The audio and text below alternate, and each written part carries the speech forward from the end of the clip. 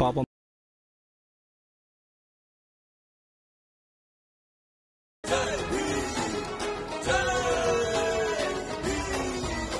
పిల్లలు ఒంటరి వాళ్ళైపోయారు.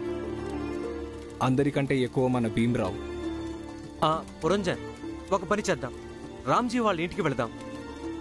రామ్జీ కబీర్ గీతాలను చాలా బాగా పాడతాడు. భీమ్రావుకి వచ్చి ఉండొచ్చు. ఏమైనా పాడమని అడుగుదాం. వినాలనుంది. పదండి, వాళ్ళని కూడా చూసినట్టుంటుంది. అవును, ఒక రకంగా భీమ్రావు కూడా మానసిక ధైర్యం వస్తుంది. ఇప్పుడు రామ్జీ స్థానంలో ఆ పిల్లోడే ఉన్నాడు. ఈ ఆలోచన బానే ఉంది. సరే పదండి వెళ్దాం. పిల్లలు, ఇక వెళ్ళి పడుకోండి. చాలా రాత్రయ్యింది. ఏ రోజు మీరు బాధపడద్దు. రేపటి సూర్యోదయం మీ అందరికీ ఒక కొత్త జీవితాన్ని తీసుకొస్తుంది. ఇక మన అందరం ఒక కొత్త బాధ్యతని మోస్తూ ముందుకు సాగిపోవాలి. అత్త, ఇవాళ నేను లోపల పడుకోను, ఇంటి బయట పడుకుంటాను. భీమ్, నువ్వు ఇలా అనుకోని ఇంటి బయట పడుకుంటున్నావేమో. ఇంటి బాధ్యత అంతా నీదే అని. మనమందరం కలిసి పంచుకుందాం. అవును భీమ్, నువ్వు బయట పడుకోవద్దు. ఎందుకంటే వాళ్ళకి అందరికంటే ఎక్కువ నీ మీద పగుంటుంది. ఇప్పుడు నువ్వు బయట పడుకుంటే నీకు ప్రమాదం కలిగించవచ్చు. అవును భీమ్, అది కూడా నిజమే. అయితే నువ్వు బయట పడుకోవద్దు భీమ్. ఇదే విషయాన్ని మీరు రెండో వైపు నుంచి ఆలోచించండి. వాళ్ళకి తెలుసు ఈ ఇంట్లో వాళ్ళల్లో వాళ్ళు ఎవరిని ఎక్కువ ఇబ్బంది పెట్టాలనుకుంటున్నారు. ఇలాంటప్పుడు నేను బయట పడుకుంటే అప్పుడు వాళ్ళకి తెలుస్తుంది మనం వాళ్ళకి భయపడటం లేదని. దానితో వాళ్ళ ధైర్యం తగ్గిపోతుంది. అందుకని నేను బయటే పడుకుంటాను. గెలుపు ఓటములలో ఎప్పుడూ ధైర్యానికే ప్రధాన పాత్ర ఉంటుంది. బాగా చెప్పావు భీంబాబు. భీంబాబు, మేము ఇక్కడికి ఎందుకు వచ్చామంటే నువ్వు మా అందరికీ కబీర్ పాటలు వినిపిస్తామని వచ్చాం. కానీ ఆ పాటలు నాన్నే పాడతాడు. అయితే ఏమైంది భీమ్? నువ్వు కూడా పాటలు పాడేవాడివి కదా రామ్జీతో. నీకు ఎంతవరకు వచ్చో, ఎంతవరకు పాడగలవు అంతే పాడు. లేదు బాబాయ్, నేను పాడలేను. అరే భీమ్, ప్రయత్నించి చూడరాదు. అవును భీమ్, ఇప్పుడు నువ్వు పాడావంటే నానలేని లోటు కాస్త తీరినట్టుంటుంది. భీమ్, నువ్వే చెప్తావుగా ప్రయత్నం చేసేవాళ్లకే అపజయం ఉండదని.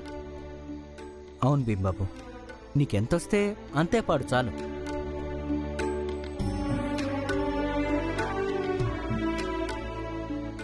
నాన్న, నన్ను ఆశీర్వదించు. నేను ఇప్పుడు ఆ పాట పాడబోతున్నాను. నువ్వు మాత్రమే పాడగలిగే పాట.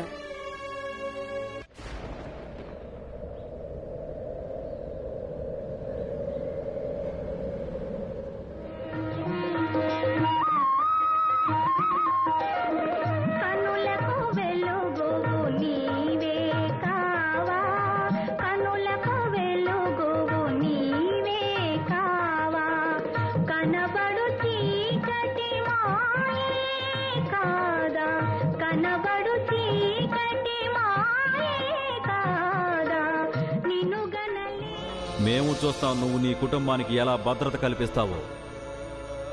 లేకపోతే నువ్వు నీ కుటుంబ సభ్యులు త్వరలో వినాశనం వైపు పయనిస్తారు. అంతమైపోతారు.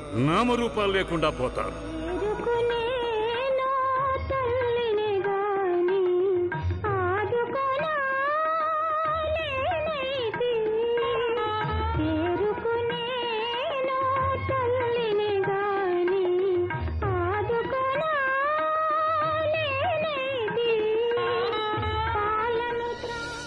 నేను నా భార్య జిజాబాయితో కలిసి వేరుగా ఉంటాను. వీళ్ళందరికీ దూరంగా. నేను ఎవరు ఆపినా ఆగేది లేదు. మేం పురంజన్ భీమ్ మాటలను అంగీకరించాం. ఇప్పటిదాకా మేము ఎలా బతికామో ఇకపై అలాగే బతుకుతాం.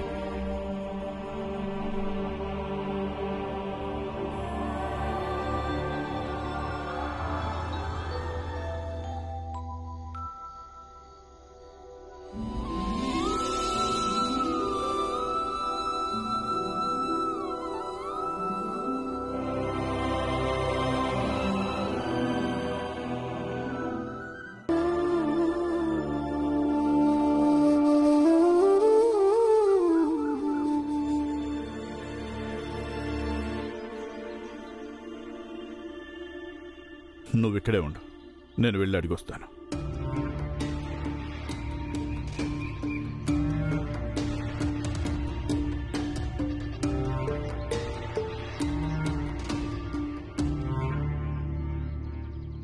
చూడండి, హర్నాథ్ సేఠ్ గారి కార్యాలయం ఎక్కడ? అదేనండి, చెరువు తవ్విస్తున్నాడు కదా, దాని గుత్తాదారుడు. అరే ఆయన కార్యాలయం ఎదురుగానే ఉంది, కానీ కాసేపటి తర్వాతే తెరుస్తారు. సరే, ఈలోగా 2 టీలు ఇవ్వండి. ఏ జాతి వాడివి?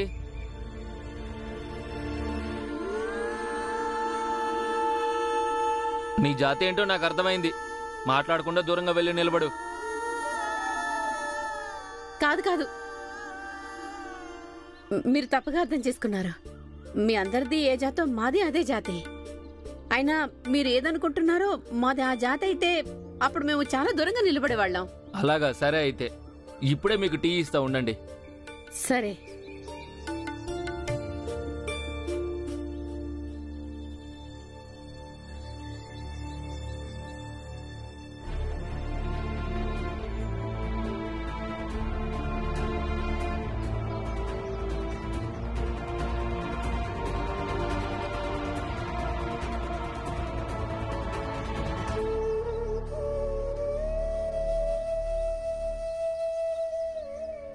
అబద్ధం చెప్తే మన జాతి మారిపోదు.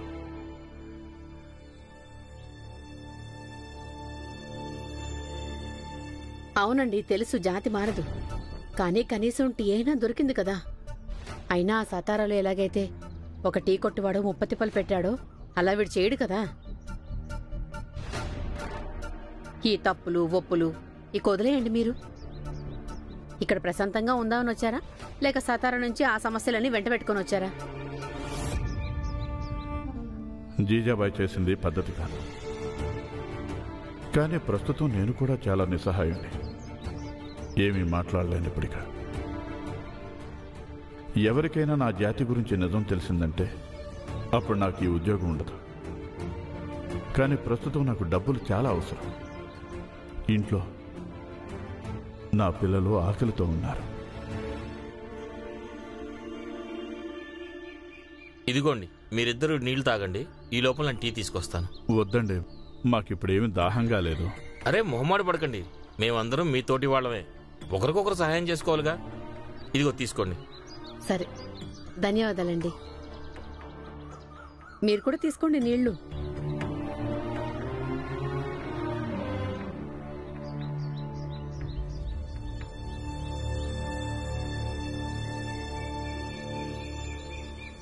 ముందు మంచినీళ్ళు తాగండి.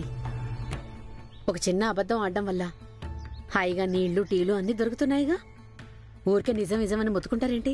కానీ అబద్ధం ఎప్పటికీ మంచిది కాదు జీజాబాయ్. ఈ అబద్ధానికి ఏదో ఒక రోజు మూల్యం చెల్లించుకోవాల్సి వస్తుంది. అప్పటిదే అప్పుడు చూసుకోవచ్చులే. ప్రస్తుతానికి మీరెవరికి నిజం చెప్పొద్దు, గుట్టిగా ఉండండి చాలు.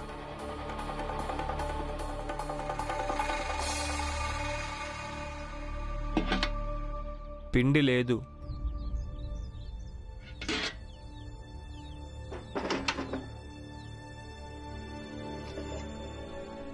ఉప్పు కొన్ని రోజులు వస్తుందిలే.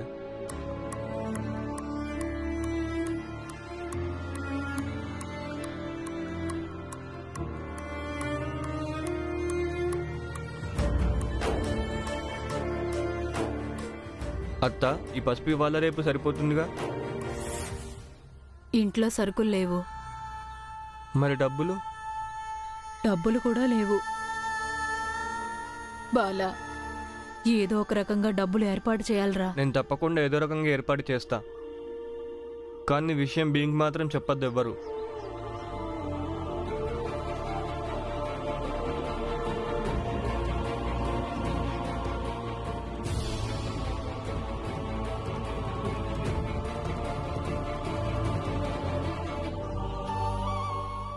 భీమ్, నన్ను కూడా నీతో పాటు తీసుకెళ్ళు. నేను నీతో పాటు పని చేస్తాను, అలాగే నీతో పాటు చదువుకుంటాను.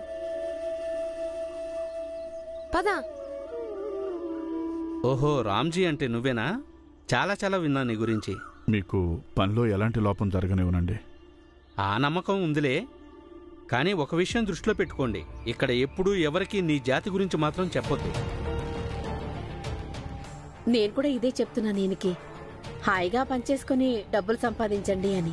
అందరికీ డప్పు కొట్టి మన జాతి గురించి చెప్పడం ఎందుకని. చూడు రామ్జీ, నీ భార్య చాలా తెలివైంది. సేట్ గారు, నాన్న పని భీమ్ చేస్తాడు, భీమ్ పని నేను చేస్తాను. సేట్ గారు, మా ఇద్దరికి కాదనకుండా పని ఇవ్వండి. అవును సేటు గారు, మీకెప్పుడూ మేము తప్పు పట్టే అవకాశం ఇవ్వము. సరే, మీరిద్దరూ జాగ్రత్తగా పనిచేయండి, ఇంకా శ్రద్ధగా చదువుకోవాలి కూడా. రామ్జీ ఎప్పుడు మీ ఇద్దరు చదువు గురించే చెప్తూ ఉండేవాడు, అందుకే ఇది నా బాధ్యత అవుతుంది. రామ్జీ ఇక్కడ లేడు కాబట్టి మీ ఇద్దరు చదువు పాడవకుండా చూడటమే. సేటు గారు, మీరు డబ్బేమైనా అప్పు ఇవ్వగలరా? మా ఇంట్లో ఒక్క పైసా డబ్బులు కూడా లేవు. తప్పకుండా ఇస్తాను. వద్దు సేటు గారు, మాకు అప్పుగా డబ్బులు అవసరం లేదు. పద ఆనందన్నయ్య.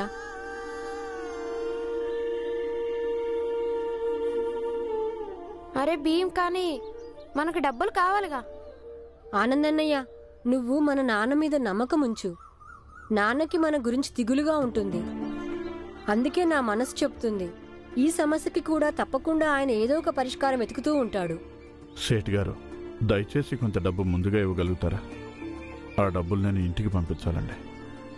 నా పిల్లల దగ్గర భోజనానికి కూడా డబ్బులు లేవు. నాన్న శారీరకంగా మనకి దూరం వెళ్ళాడు, కానీ ఆయన మన ఆలోచనల నుంచి ఒక్క క్షణం కూడా దూరంగా ఉండలేడన్నయ్య. అందుకే ఆనందన్నయ్య, నువ్వు నాన్న మీద నమ్మకం ఉంచు. పద, ఇక మనం చెయ్యాల్సిన పని మొదలు పెడదాము. అయ్యో లేదు శెట్టి గారు, ఈయనేదో మనసాగలేక అడిగేశారు. ఒకవేళ మీకు ఇప్పుడు డబ్బులు ఇవ్వడం సరికాదనిపిస్తే ఇవ్వద్దులేండి, కానీ మాకిది చెప్పండి చాలు. ఇక్కడ చుట్టుపక్కల మేము ఉండడానికి ప్రస్తుతానికి ఏదైనా ఇల్లు దొరుకుతుందా? సేట్ గారు, పిల్లల బాధ్యత ఉందండి. ఇప్పుడు కాస్త డబ్బు సర్దుబాటు చేశారంటే మీకు చాలా రుణపడి ఉంటాను. తప్పకుండా రామ్జీ, నువ్వు ఏమి దిగులు పడకు. మీరు సామాన్లు సర్దుకొని కాస్త విశ్రాంతి తీసుకోండి, తర్వాత నువ్వు చేయాల్సిన పని చెప్తాను. ఇక అప్పుడే నువ్వు ఎంత పైకం కావాలో అడుగు, అప్పుడు ఇస్తాను నేను. ఇక్కడికి దగ్గరలోనే నువ్వు ఉండటానికి తగిన ఏర్పాట్లు చేయించాను నేను. ధన్యవాదాలు సేట్ గారు. పద, వెళ్ళండి. స్వామి, జామీన్కి పేపర్ పనంతా అయిపోయింది. మన మంగేష్ ఏ క్షణంలోనైనా జైలు నుంచి విడుదలై బయటకు వస్తాడు. వస్తాడు కాదు సేట్ గారు, మన మంగేష్ వచ్చేశాడు. అదిగో చూడండి, మన మంగేష్ వస్తున్నాడు.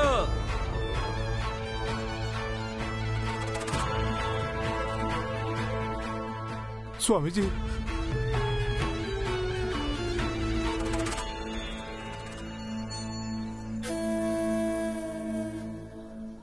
స్వామీజీ, మీ అందరికీ చాలా చాలా ధన్యవాదాలు స్వామీజీ. మీరందరూ నన్ను జైలు నుంచి విడిపించారు. నిన్ను విడిపించకపోతే ఎలా మంగేష్?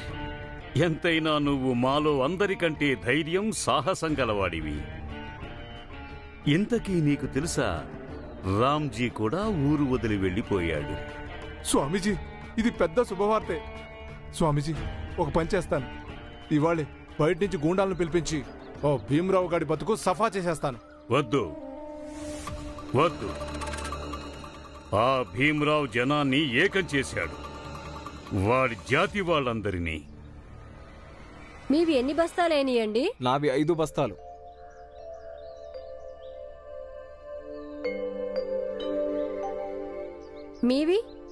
మీవి ఎన్ని బస్తాలేనియండి? అది 4వ బస్తా ఇది. ఆనందన్నయ్య, ఇప్పుడు ఇది నీది 3వ బస్తా కదూ? అవును. 4, 5, 6, 7 ఏదైనా సరే నా బాబు ఎక్కడున్నాడు చెప్పండి. నా బాబు ఎక్కడున్నాడు? మీరు పనోలేగా, తల దించండి.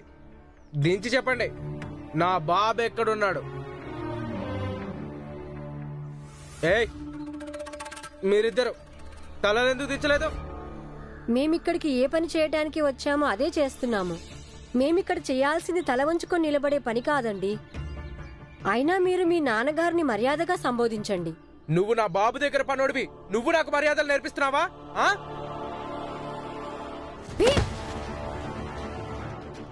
ఏయ్, మా తమ్ముడు అంటే మీద చేయబడిందో? మీరిద్దరు అన్నతమ్ములా? మీ అంతు చూస్తాను.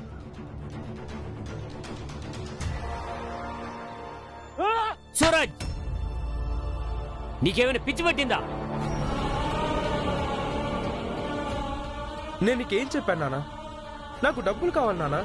నువ్వు ఇంట్లో డబ్బులు ఉంచకుండా ఎందుకు వచ్చావు? అయినా ఇద్దరు పనికిమాలను పెట్టుకున్నావేంటి? వాళ్ళు పనికిమాల లేని వాళ్ళు కాదు, నీకన్నా చిన్నోళ్ళు అయ్యుండి ఇక్కడ పనిచేస్తున్నారు. వాళ్ళ బాధ్యతలు తెలుసుకున్నారు.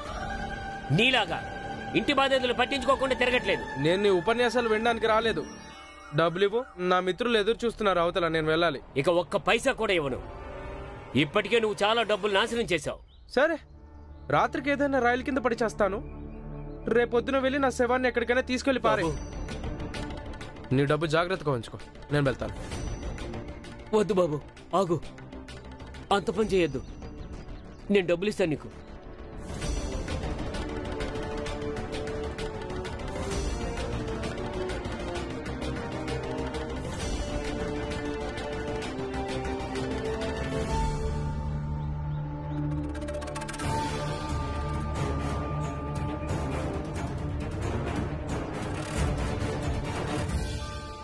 సేట్ గారు, మీరు మీ అబ్బాయికి భయపడుతున్నారా? అవును, చెడు స్నేహాలకు అలవాటు పడ్డాడు. అందుకే ఇలా చెడిపోయాడు. ప్రతిరోజు డబ్బుల కోసం పీడిస్తుంటాడు. ఇవ్వకపోతే చచ్చిపోతానని బెదిరిస్తుంటాడు. ఇంటికి కూడా అప్పుడే వస్తాడు. డబ్బులు అవసరమైనప్పుడే వస్తాడు. ఇంట్లో వాళ్ళు ఏమయ్యారో అస్సలు పట్టించుకోడు. కానీ మేము వాడికి తల్లిదండ్రులు కదా, అందుకే వాడి మీద ప్రేమ ఉంది.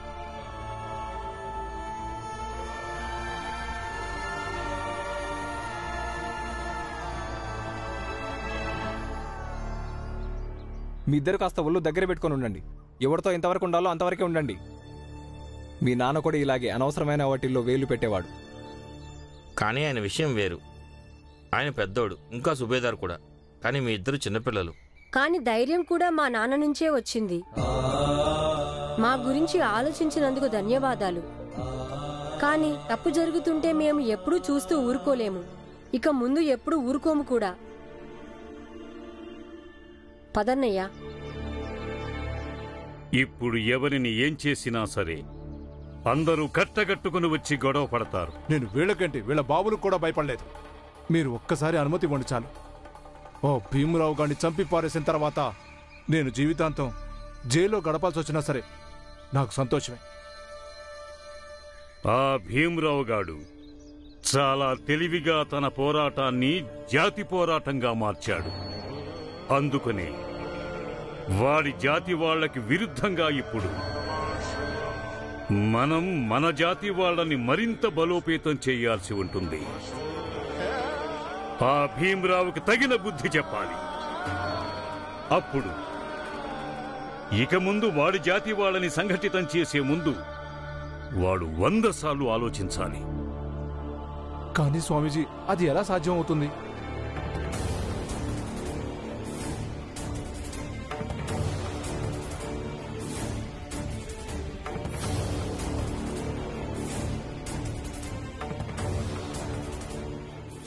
ఆ మనిషి భీమరావు జాతివాడేగా?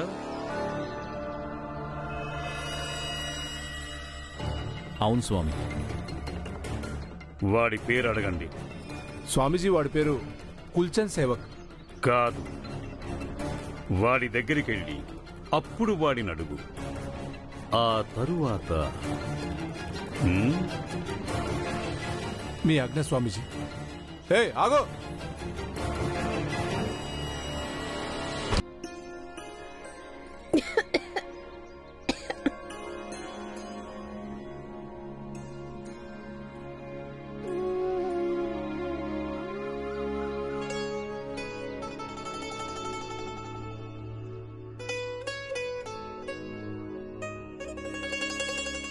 నేను ఒకసారి బజార్కి వెళ్ళొస్తాను. ఇంట్లో సామాన్లు ఏవీ లేవు. చూడండి, అక్కడ మీ మర్యాద కాపాడడానికి నేనేమీ మాట్లాడలేదు.